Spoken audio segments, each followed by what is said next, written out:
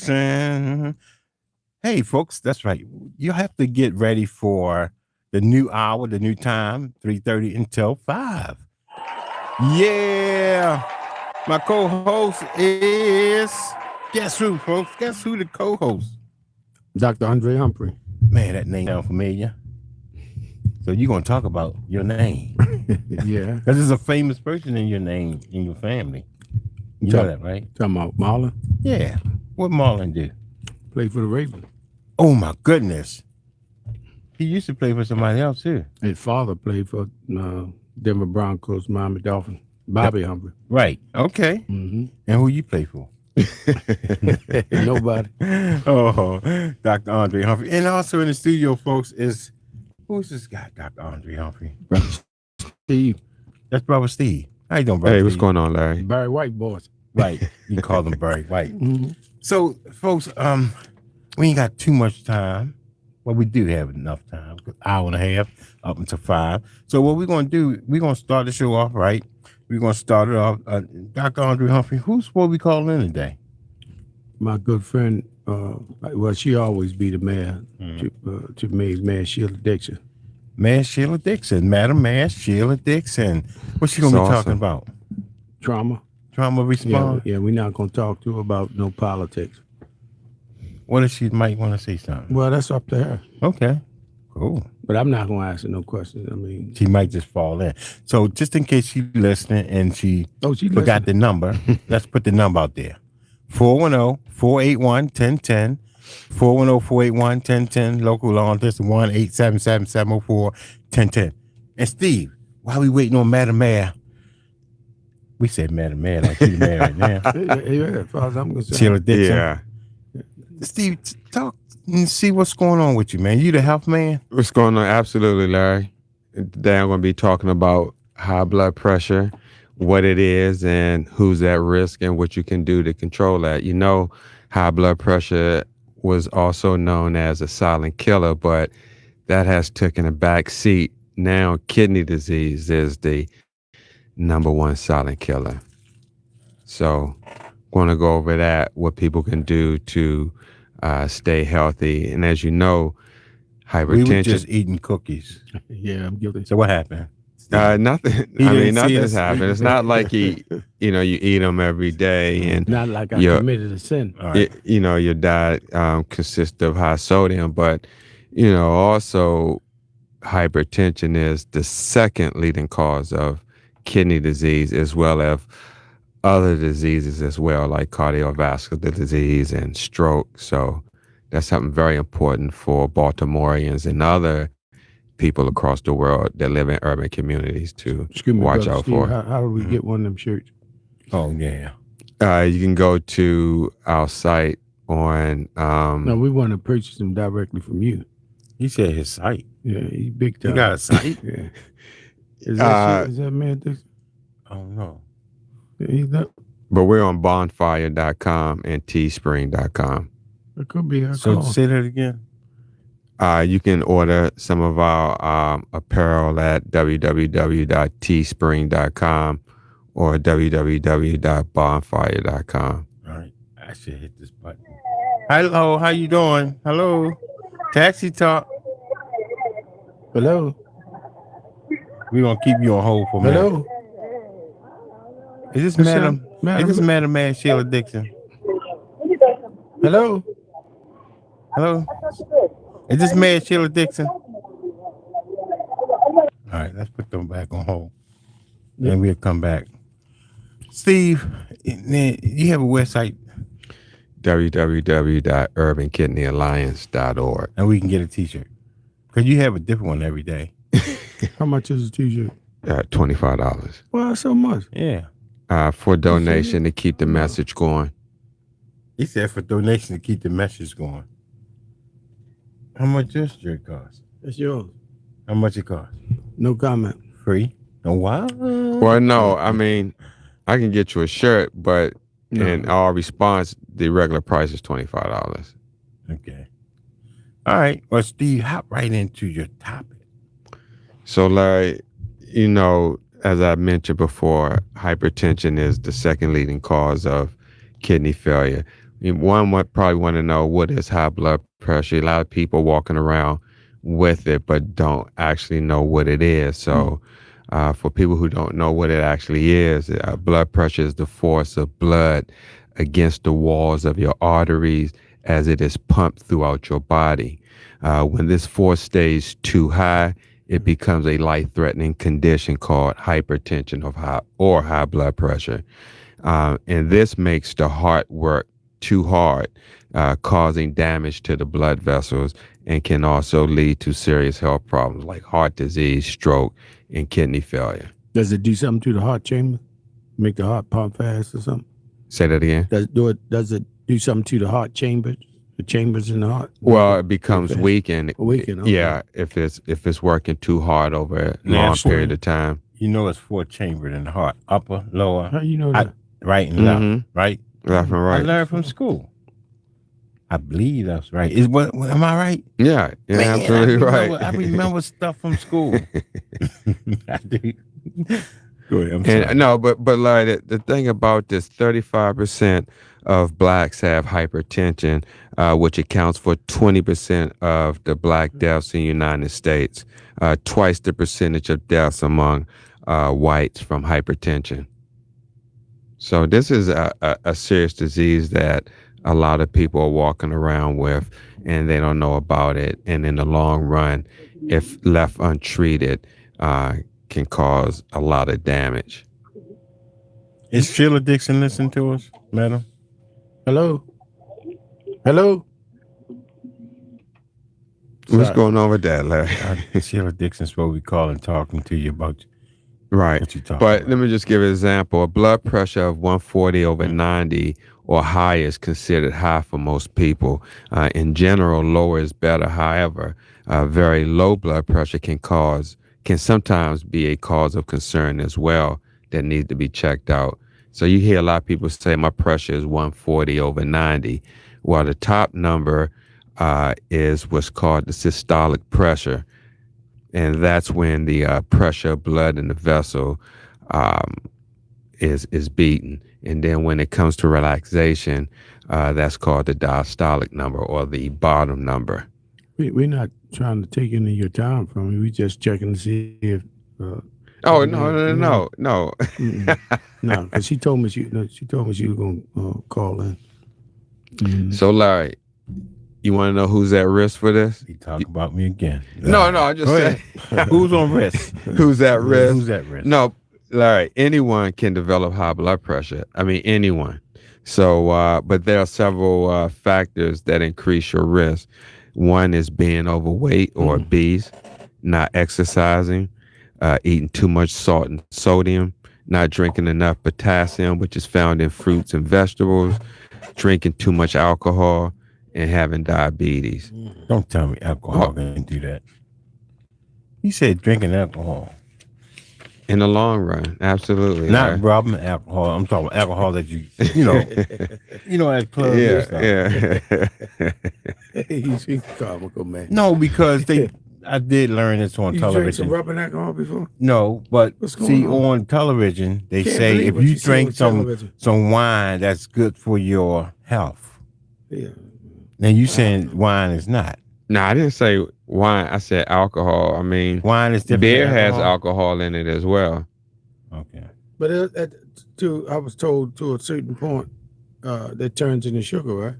Absolutely. Yeah. That's where it comes into the whole diabetes as well. And so, Larry, how do you know if you have high blood pressure, being that it's a silent killer? Well, You won't know. I listened to you last time. You said I go to the bathroom more often. No, that was diabetes. Oh, We're diabetes. talking about something different now, which is high blood pressure, the second leading cause of death. How do I have? I mean, Oh, it's the second leading cause vision, of kidney eye disease. vision. It's diabetes. It's diabetes. Oh, so we're on a different level. We're on AM. You, All right, go ahead. So high blood pressure is often called, like I said, Larry, silent killer, because it usually has no symptoms. One may say, I got a headache, or their eyes hurt, or something like that. Some people may not find out they have it until they have complications that affect their heart, brain, and kidney. And so that's when really a lot of people find out when other symptoms have been affected by the high blood pressure.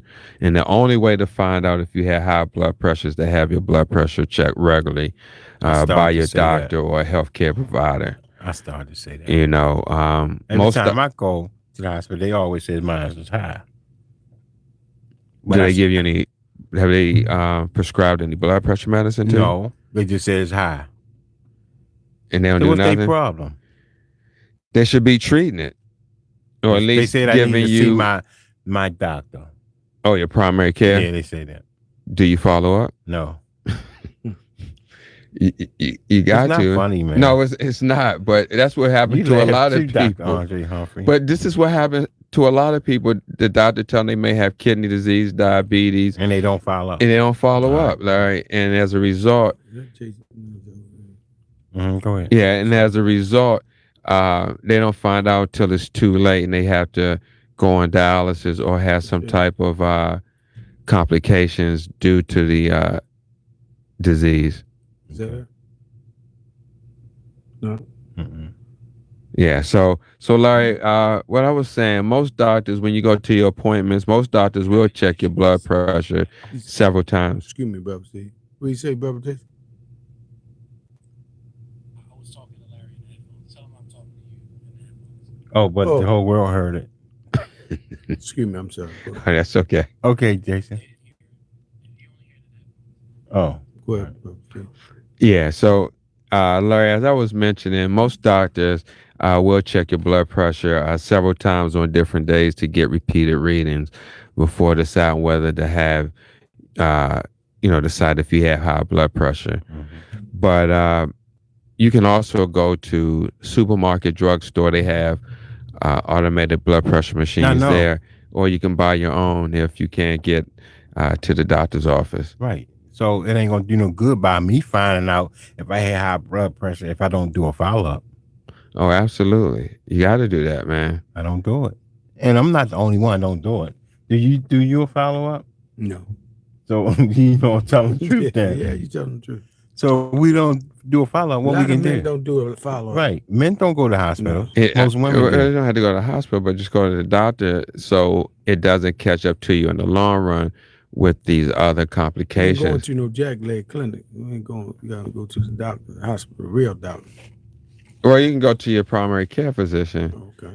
instead of going to the actual But you keep hospital. saying What happens primary if- what care. happens if people That's don't your have- that's your regular doctor. But we don't have a regular doctors. That's what I'm trying to What tell happens if people don't have no money? Yeah, No health you. No care? money. you we just can die. always go to the free medical clinic. Where's that at? Yeah.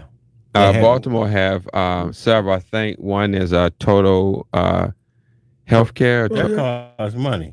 If it is, they work on the sliding scale. But there are free health clinics out there that works we on. gotta get somebody to call in and say they got free health care because Well, you got Medicaid, it ain't free. if you don't qualify for certain. 410-481-1010, 410-481-1010. Is there any free medical assistant out there where we can do follow-ups because I don't do none?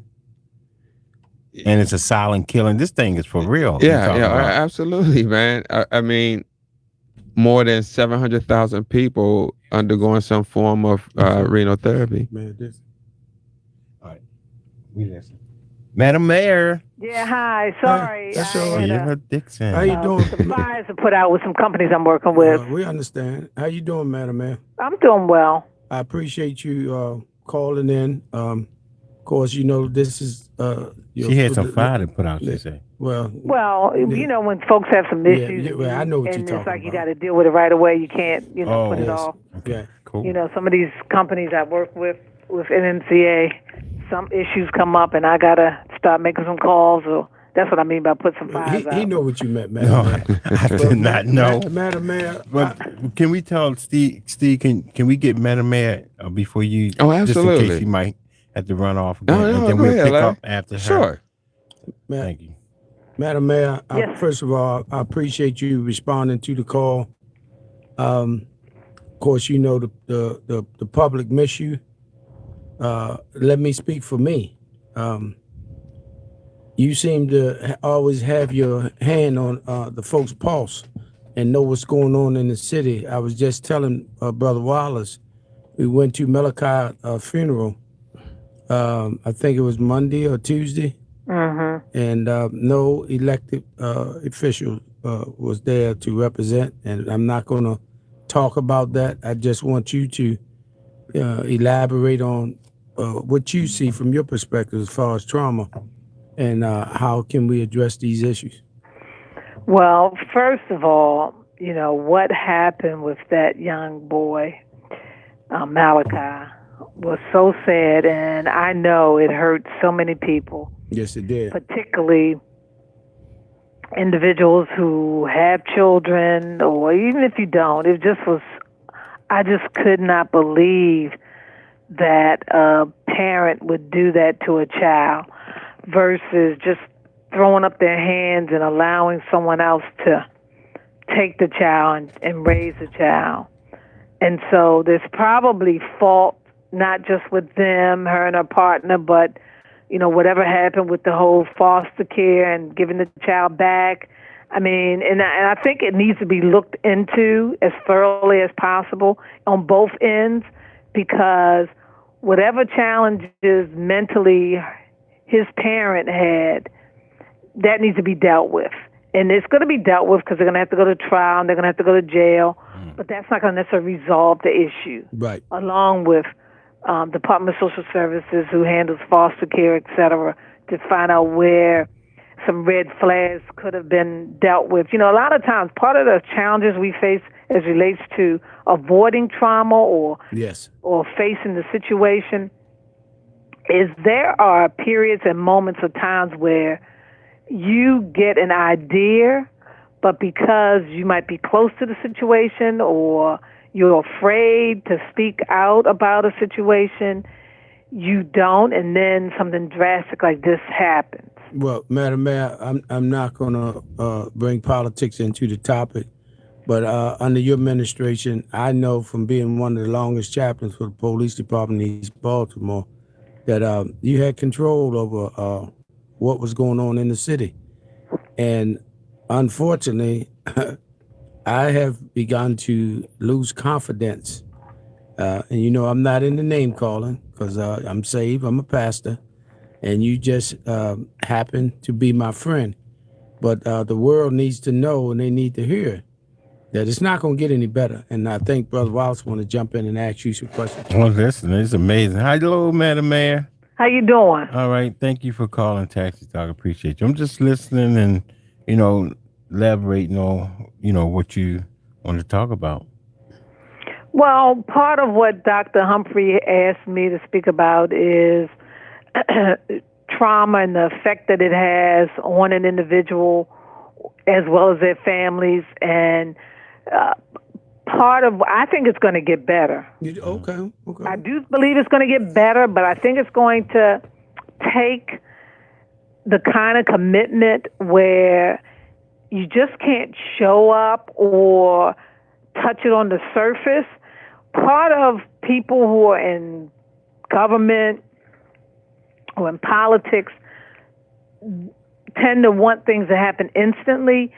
But what's got to happen here in Baltimore is we have to kind of back up and look at and assess and evaluate while we're in the situation that we're in certain communities and begin to focus on providing the kind of resources that are needed to help certain neighborhoods and communities. Because every neighborhood and community doesn't necessarily need the same thing. Right.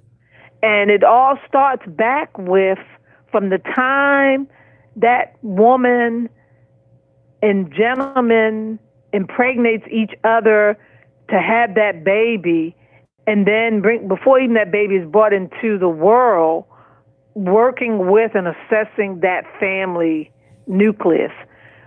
You know, from the time that person knows that they're pregnant, plans to have that baby, is where the process has to begin. And so if they are going to a particular clinic or a hospital or wherever, we need to have not only social workers, but the health industry has to work with those individuals and families, because now they even have blood tests out, where they can test about addiction and all of that. And you have to begin to take care of that baby when you just make the decision that I want to be pregnant. Even, and most people have it in their minds if they want to be pregnant or not before that baby is born. You have to change your whole diet. You have to change your environment, so that hopefully that child comes out healthy. And if it doesn't come out healthy, what is it that you're going to need to help to raise that child and also deal with yourself? Because believe me, we all have issues and challenges, but you have to come to face the fact that how do I deal with these issues and challenges? And in the African American community in particular, we tend to shy away from having counseling done, having psychiatrist services provided. We tend to hide things. And I tell you, a really good show that I watch, I love it. This is the 4th season. That's a real good example. It's called Queen Sugar on the OWN channel. Oh, you by watched Oprah that? Winfrey, and Okay. it's all majority women producers, writers, etc. That is an excellent show, and it really kind of exposes the family to have them begin to address their weaknesses and strengths. It's just like, I'm not proud of this, but I just take my own family. I had both parents growing up. We lived in a working class community, and probably early on, if my parents would have picked up when my brother began to sniff glue, you remember how you used to put those model cards together? Absolutely. On what card? And he started with sniffing glue. And then, because of the color of his skin, because he's very light skinned, and he wanted to be accepted. But then my